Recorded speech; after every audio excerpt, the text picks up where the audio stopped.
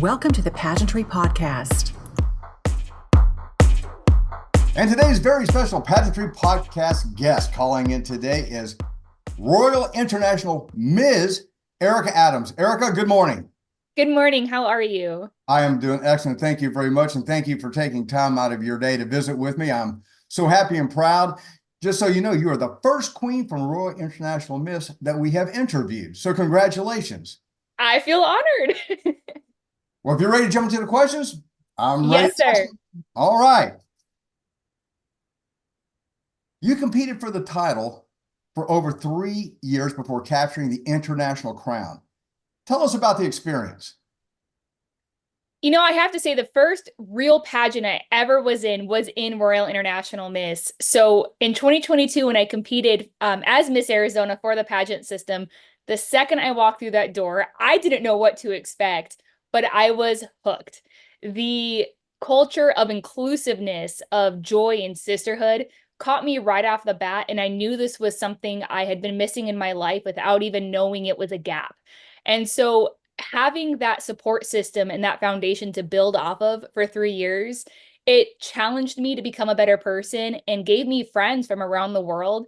And not knowing much about the pageant universe until recently, I knew that I was home and I was in a place that I knew I was always meant to belong without ever really knowing it.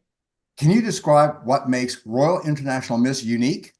The people. You have the wonderful founders and the directors, and not just at the state level, but the international level. Miss Sharon Nordquist, Jeff LaForce, and Robin, and everybody that creates the beating heart behind the pageantry is something that I don't think we have anywhere else. I believe that Royal International Miss really embodies service, sisterhood, and leadership. And you see that at the state level and the international level. And I don't know if there is any other organization in the world that really fosters their own culture, even at the highest tier, which is Miss Sharon Nordquist. And you're actually one of 14 international queens. Yes, the Fab 14. What does the title of Royal International Ms. mean to you? Humility, honesty, and reminding yourself to be a child and find that imagination again. Being the mama of the pack, you have to not just remember to lead by example, but find that imagination again and connect with those youngers, our littles, like the princesses and the sweethearts, and then also be the guiding light for our preteens and our teens, and then finding that sisterhood within the Miss division.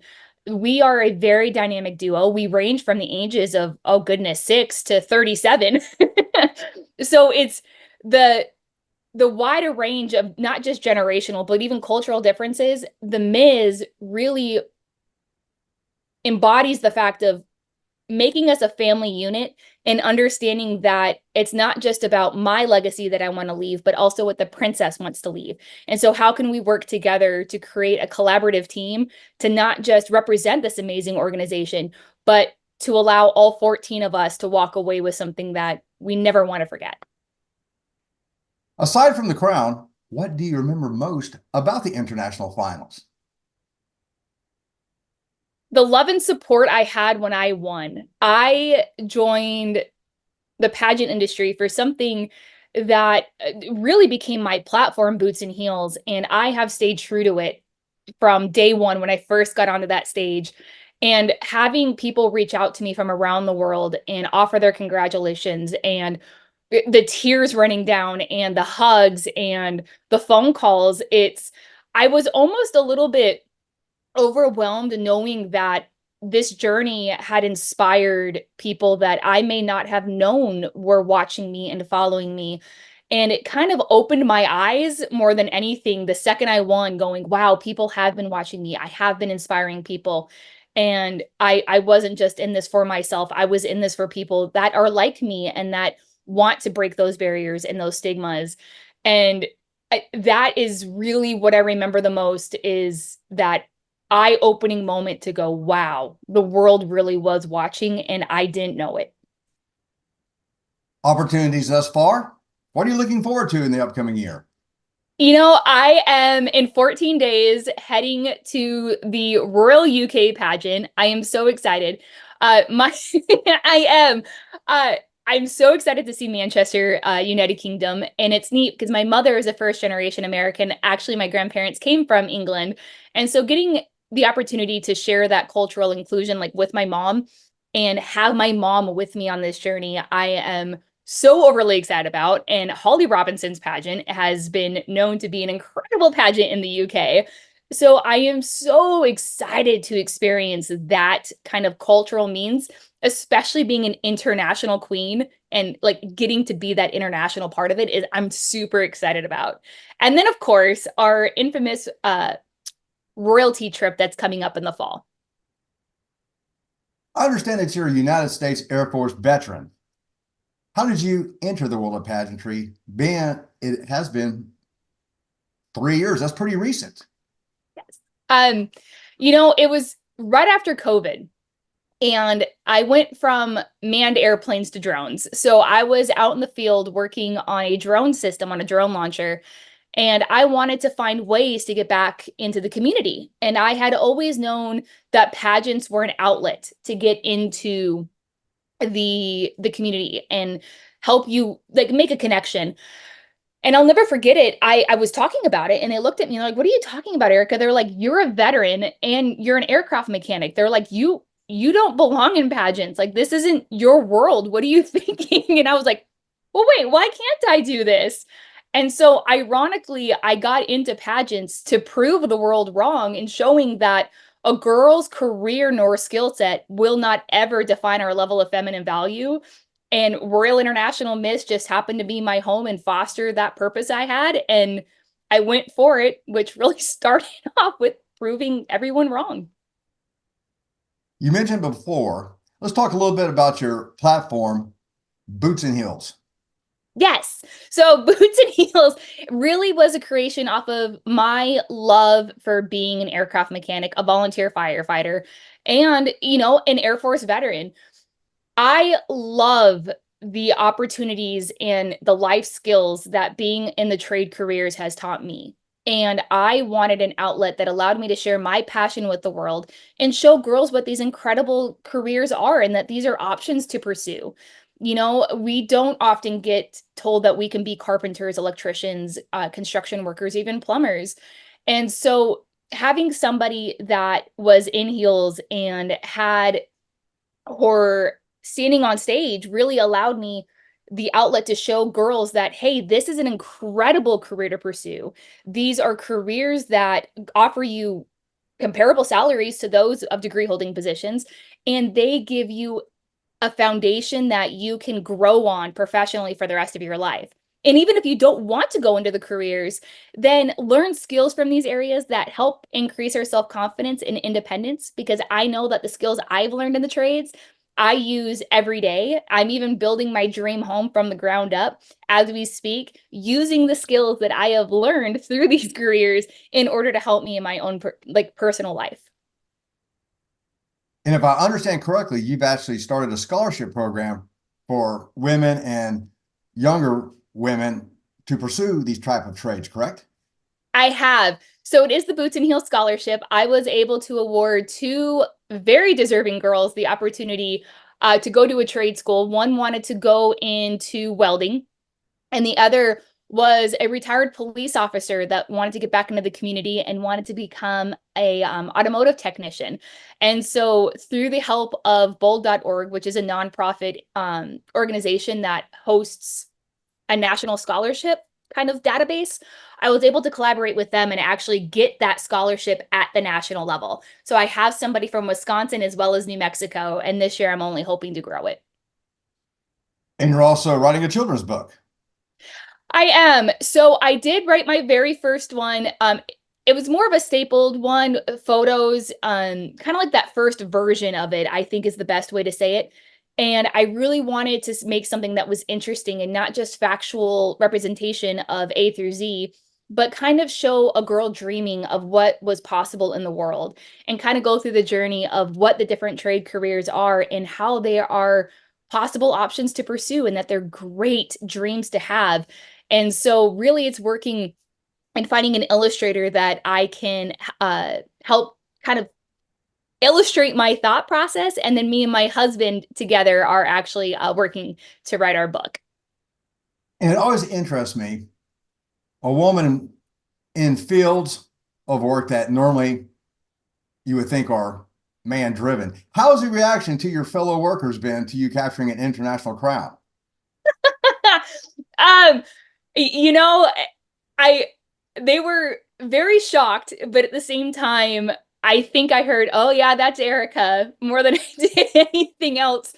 I am known for being the outgoing, the bubbly, and the always energetic person on every flight test, every test event, and really anything that we do, world renowned. And it's funny is that the second I said it, even my company allowed me to kind of have that highlight to go, hey, you know, there's a girl out there that's promoting the fact that girls are welcome into these career fields, and like congratulations to Ericka Adams. So from the top tier of the level of my company, it was neat to have that kind of like support system, but from like my upper management and my peers, man, they were so excited because they knew exactly what my mission was. And again, you're a volunteer with the local fire department.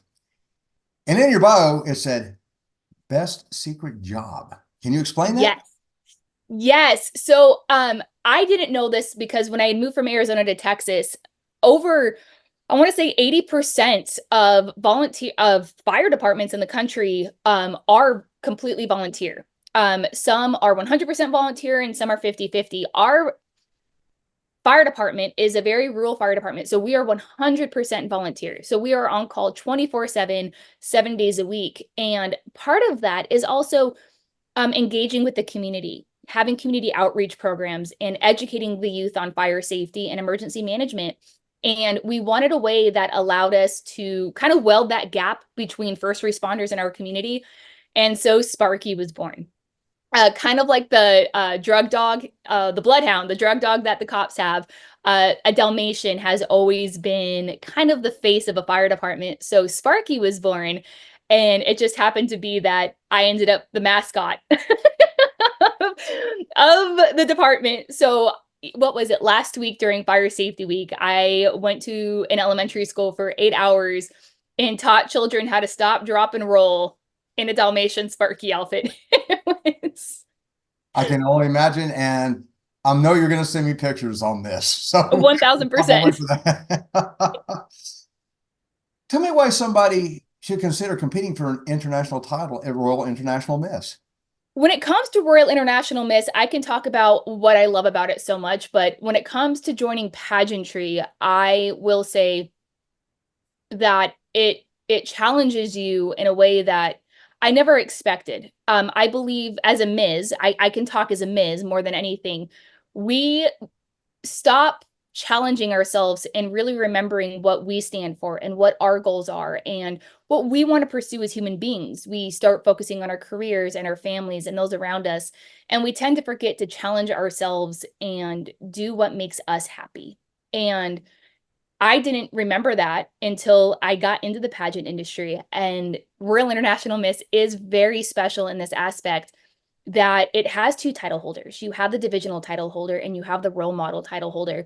And when it comes to being a full-grown woman and you figure out why you want to make a difference in the world, what do you want your legacy to be, and what type of impact do you want to make that makes you feel important and makes you happy? It's amazing. It's something I never thought was going to be life-changing. It has made me grow not just as a person, but as a professional person that can brief companies with purpose and poise. It's helped me gain goals and understanding of how I can bring my husband and my family into this.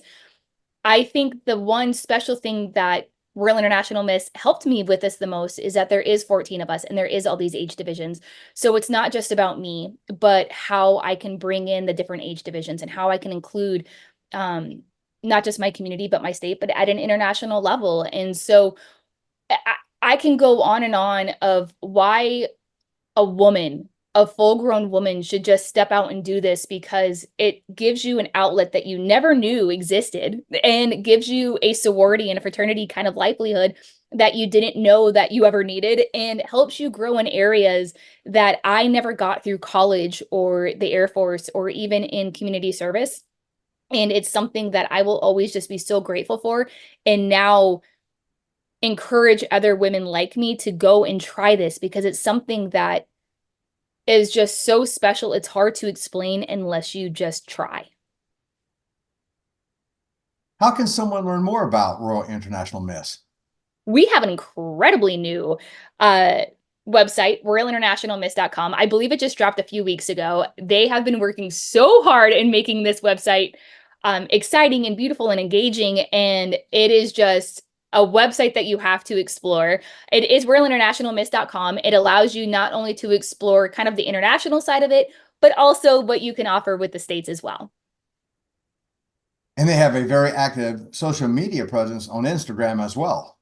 They do. So Instagram has been a really amazing outlet, especially for Royal International Miss, because it's not just there directly, but all of the 14 queens also have our social medias that not just allow us to engage with everyone from around the world, but also highlight what we do in collaboration with the organization. So it's just amazing. Royal International Miss is the Instagram page. And then each of us, I believe it is actually available on their Instagram page. It shows all of our 14 queens different Instagram pages as well. And so you get to see us promoting our international service project, which is Young at Heart. You get to see different ways that you can help the victims that have been impacted by Hurricane Helene and Hurricane Milton. There's just so many different things that you can see us out and about in the community, how to get involved, and then also how we're trying to help the victims of all the horrible things that have been going on in our country so far. Is there anyone that you'd like to recognize? I can recognize people all day. This journey, I'm telling you, this crown is not mine. It is the people that have taught me how to walk in heels in a barn, how to find my voice, how to teach me how to pose, and how to remind myself that I am beautiful inside and out. Carrie Volan took a girl that did not know how to walk in heels at all. I was so used to my hands at my side, walking either with tools in my hand or walking in a formation, and between learning how to walk in laundromats, in barns, she definitely took this mechanic and was able to make it into a pageant girl. Victoria Bartley has just been absolutely incredible and has supported my platform so much. Brittany Cathcart, we all know her. She is just an angel.